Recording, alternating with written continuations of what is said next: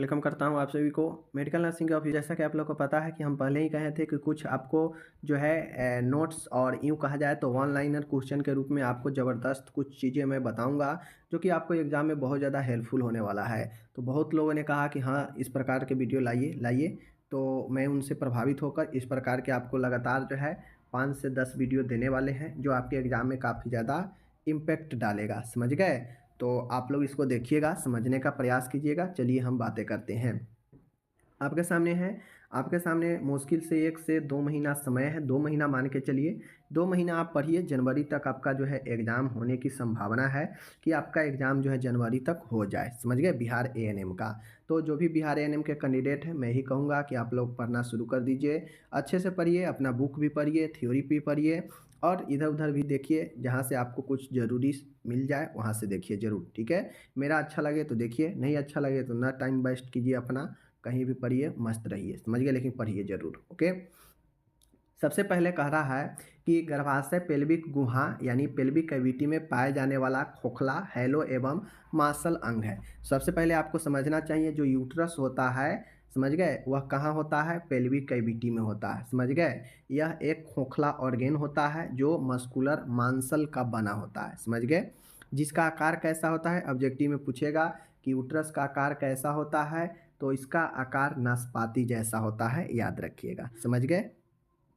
वयस्क मादा, मादा मतलब औरत, मादा के गर्भाशय की लंबाई लगभग 3 इंच, समझ गए? 7.5 सेंटीमीटर, चौड़ाई 2 इंच यानी 5 सेंटीमीटर, मोटाई 1 इंच यानी 2.5 सेंटीमीटर। यूँ कहा जाए, आप लोग याद रखिएगा, 7.5 इंटू 5 इंटू में 2.5, समझ गए? 2.5 सब में कम करते 7.5 लिख दीजिएगा और 2.5 सब में कम करते चले जाइएगा, तो यही इसका मोटाई, लंबाई, चौड़ाई पता हो जाएगा। ओके, आगे देखिए। समान अवस्था में इसका वेट, भार जो है लगभग 50 से 60 ग्राम होता है।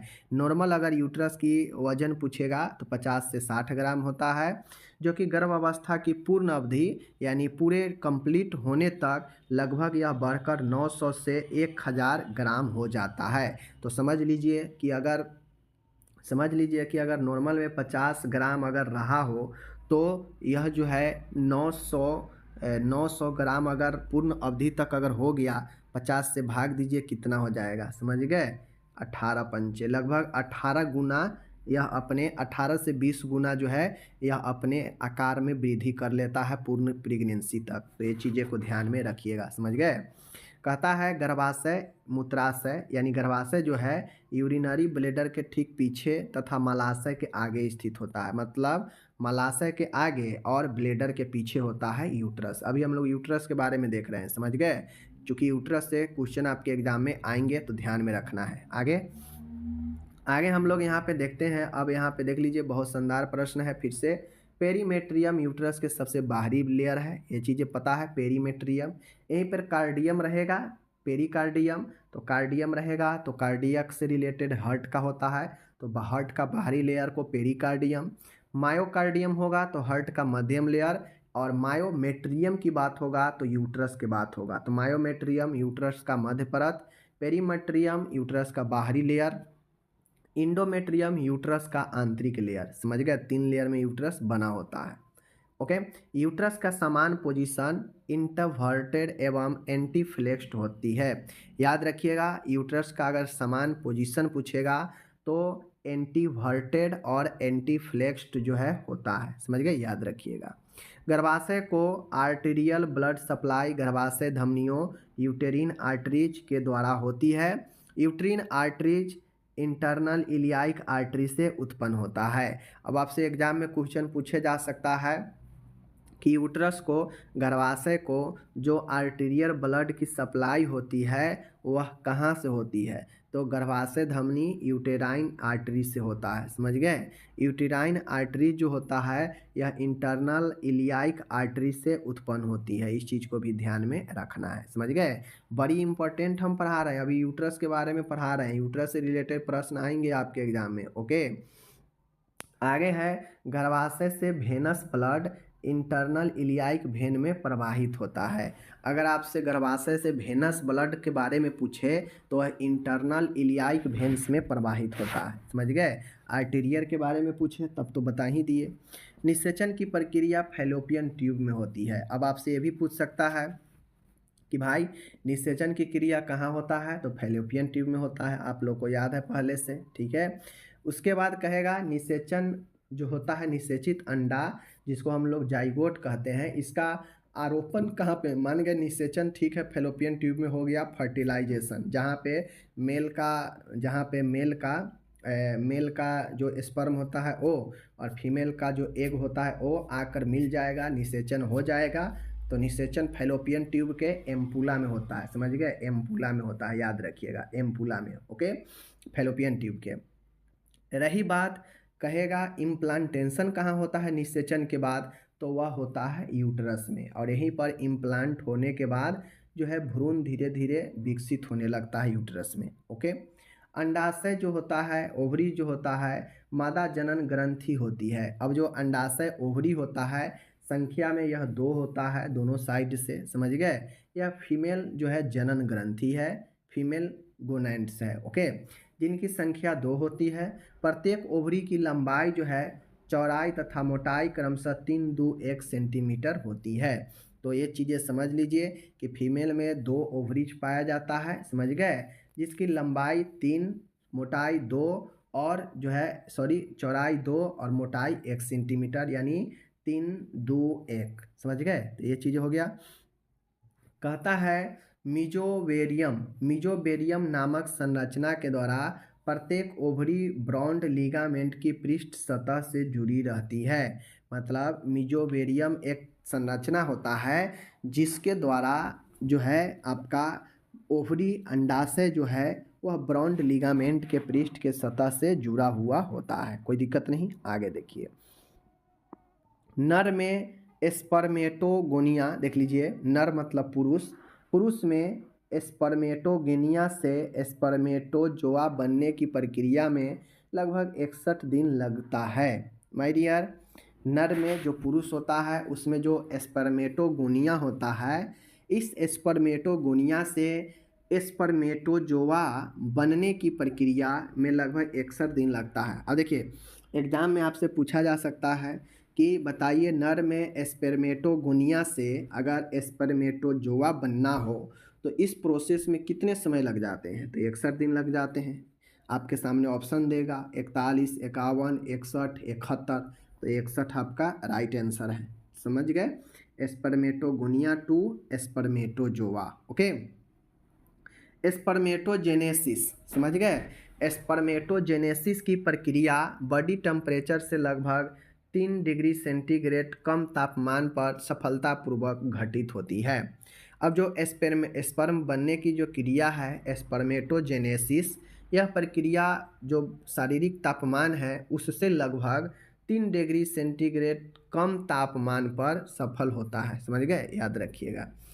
नर युग्मक मतलब पुरुष तथा मादा अगुणित होते हैं, परंतु निषेचन के बाद बनने वाला जाइगोट जो है द्विगुणित होते हैं, समझ गए।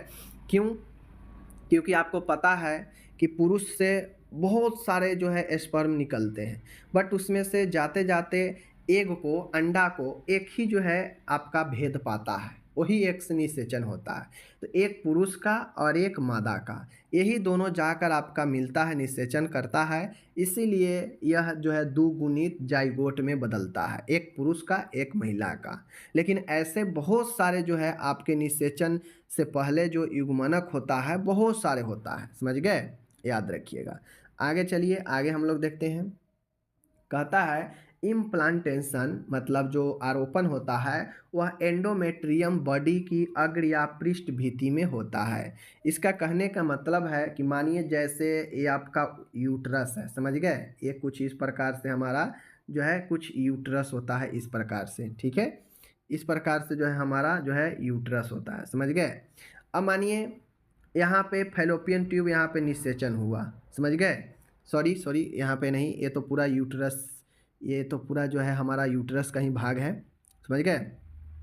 मानिए यहाँ पे जो है आपका हो गया, समझ गए। अब ये कहता है कि इंडोमेट्रियम मतलब आंतरिक जो लेयर है यूट्रस का, उसके भित्ति, उसके बॉडी पर जो है, उसके आसपास जो है, यहाँ पे जो है जाके इम्प्लांटेशन की क्रिया लगभग होती है, समझ गए। अग्र या पृष्ठ जो है भित्ति में, समझ गए। इम्प्लांटेशन की प्रक्रिया निषेचन के छठे या सातवें दिन प्रारंभ होती है तथा 11वें दिन पूर्ण हो जाती है।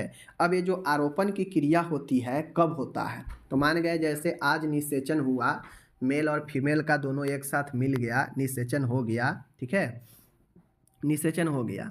तो निषेचन के लगभग छठे और सातवें दिन यह जो है इम्प्लांटेशन की क्रिया शुरू हो जाता है, मतलब यूट्रस में जाकर आरोपण शुरू हो जाता है और 11वें दिन यह जाके पूर्ण हो जाता है, वहाँ पे इम्प्लांट हो जाता है, समझ गए। चलिए आगे अब हम लोग आते हैं चाइल्ड हेल्थ में। चाइल्ड हेल्थ में कुछ चीज़ें देखते हैं, देख लीजिए। कहता है कि बिलुब्रिन यानी जो सीरम बिलुब्रिन होता है आरबीसी के ब्रेक डाउन के फलस्वरूप निर्मित होता है। कहता है कि जो बिलुब्रिन होता है वह आरबीसी जो होता है इसके ब्रेक डाउन के फलस्वरूप निर्मित होता है। मीन्स जब आरबीसी का विघटन होता है तब जाके बिलुब्रिन का जो है निर्माण हमारे बॉडी में होता है, समझ रहे हैं चीज़ों को। सामान्यतः फिजियोलॉजिकल जॉन्डिस टर्म नियोनेंट्स में 7 से 10 दिन के बीच तथा प्री टर्म नियोनेंट्स में 14वें दिन तक स्वतः ही गायब हो जाता है, अतः इसके लिए कोई ट्रीटमेंट की रिक्वायरमेंट नहीं होती है। इस दौरान माता को अपने नवजात को लगातार ब्रेस्ट फीडिंग करवाते रहने की सलाह दी जानी चाहिए। इसका कहने का मतलब है कि अगर किसी नियोनेंट्स मतलब क्या होता है, नवजात, नियो मतलब न्यू, न्यू बच्चा, नवजात, अगर कोई बच्चा जन्म लिया है उसे अगर फिजियोलॉजिकल जॉन्डिस है, मतलब उसका अगर शारीरिक तौर पे अगर उसका बॉडी में अगर जॉन्डिस पाया जा रहा है बच्चे में जो नियोनेंट्स है, तो यह 7 से 10 दिन में ऑटोमेटिक गायब हो जाता है, ऑटोमेटिक, समझ गए। यह जॉन्डिस गायब हो जाता है 7 से 10 दिन में। इसके लिए करना ये सिर्फ होता है कि लगातार ब्रेस्ट फीडिंग करवाते रहना चाहिए, ओके। अगर शिशु, नवजात शिशु अगर प्री टर्म है, समय से पहले हो रखा है, आपको पता है कि 37 सप्ताह से पहले अगर जो बच्चा जन्म ले लेता है वह प्री टर्म में आ जाता है, अपरिपक्व में आता है, समझ गए। तो वैसे बच्चे 14वें दिन जाकर यह जो है गायब होता है। अगर नॉर्मल बच्चा है, नियोनेंट्स है, तो उसमें 7 से 10 दिन में ये गायब हो जाएगा। अगर प्री टर्म वाला है तो यह 14वें दिन गायब हो जाता है। जॉन्डिस, कौन वाला जॉन्डिस, फिजियोलॉजिकल जॉन्डिस। इसके लिए सिर्फ करना ये पड़ता है कि लगातार ब्रेस्ट फीडिंग करवाते रहिए, समझ गए। ये हो गया। बच्चे के जन्म के समय लगभग इतना किलो के बीच वजन होता है, 2.5, देख लीजिए, 2.5 किलो से लेकर 3 किलो तक जो है आपके वेट नॉर्मल माना जाता है, समझ गए। 5 माह की एज पर बच्चे का वेट जो है जन्म के वेट का 2 गुना अर्थात लगभग 5 से 6 किलो के बीच हो जाता है। अब यहाँ पे एक क्वेश्चन से पूछेगा कि कितने महीने में चलकर बच्चे का वजन जन्म के वजन का 2 गुना हो जाएगा। तो 5वें मंथ में बच्चे का जो वजन जन्म के समय था वह 5वें महीने होने पर लगभग जन्म के वजन का 2 गुना यानी 5 से 6 किलो का हो जाता है, समझ गए।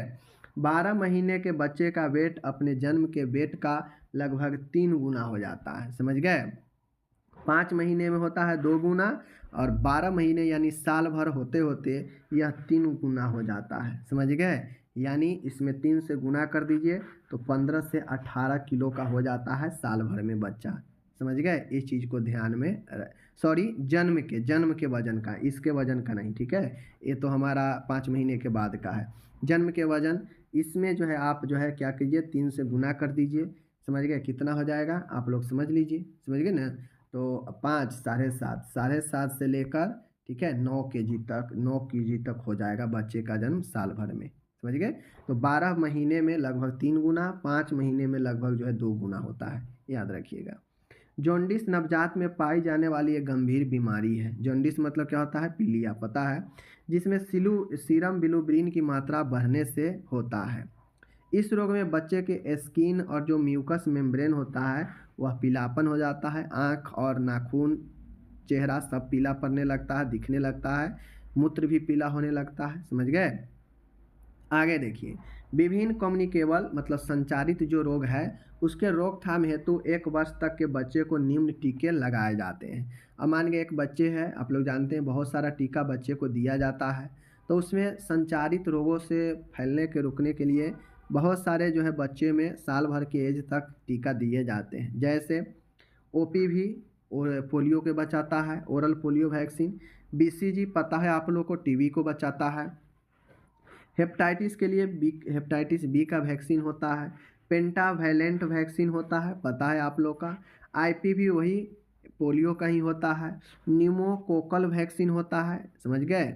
उसके बाद होता है निमोनिया के बचाने के लिए न्यूमोकोकल। रोटा वायरस वैक्सीन होता है, आप लोग को पता है।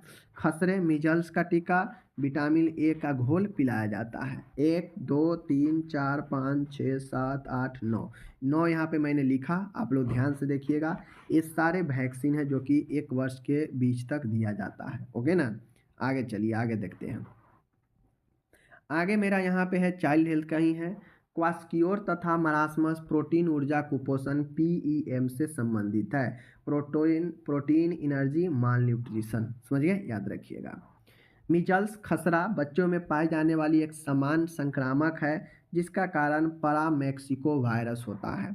अब आपको पता होना चाहिए कि मीजल्स किसके कारण होता है, वायरस पैरामेक्सिको वायरस के कारण। ओके, आगे देखते हैं। नियोनेट नवजात के मां के गर्भ से बाहरी वातावरण में प्रवेश करते ही रिस्पायरेशन का प्रारंभ होना सबसे पहला और प्रमुख कार्य है। बच्चा जैसे ही बाहर की दुनिया में आता है तो माँ से के गर्भ से बाहर आते ही सबसे पहला काम प्रारंभ ये होना चाहिए, रिस्पायरेशन सबसे प्रमुख होता है, क्योंकि श्वसन नहीं लेगा तो जिंदा कैसे रहेगा, बाहर आ गया है। अब डिलीवरी के बाद शिशु के 3 से 4 दिन तक माँ के स्तनों से सीक्रेट होने वाला गाढ़ा पीला दूध कोलोस्ट्रम कहलाता है। एक क्वेश्चन आपसे पूछता है कि डिलीवरी के कितने दिन तक बाद कोलोस्ट्रम दूध निकल सकता है, 3 से 4 दिन लगभग, समझ गए। जो गाढ़े पीले रंग का होता है, जो कि पोषक, सुपाच्य तथा विचेरक लेग्जेटिव प्रभाव वाला होता है। यह नवजात की इम्यूनिटी भी बढ़ाता है, समझ गए। तो ये सब देख लीजिए, ये सब गुण होता है माँ के दूध में, समझ गए। चलिए आगे देखते हैं। आगे आपके सामने है नवजात शिशु का आरंभिक, देख लीजिए, नवजात शिशु का आरंभिक आकलन इनिशियल असेसमेंट अपगार स्कोर द्वारा होता है। बच्चे के जन्म के 1 से 5 मिनट में जो है आपके ये अपगार स्कोर से जो है असेसमेंट आकलन किया जाता है कि बच्चा किस पोजीशन में है, समझ गए। अपगार स्कोरिंग द्वारा नवजात का असेसमेंट जन्म के पहले मिनट तथा 5वें मिनट पर किया जाता है। जन्म हुआ, जन्म के पहले मिनट या 5वें मिनट पर किया जाता है अपगार स्कोरिंग। तो ये सब पूछेगा, समझ गए, याद रखिएगा।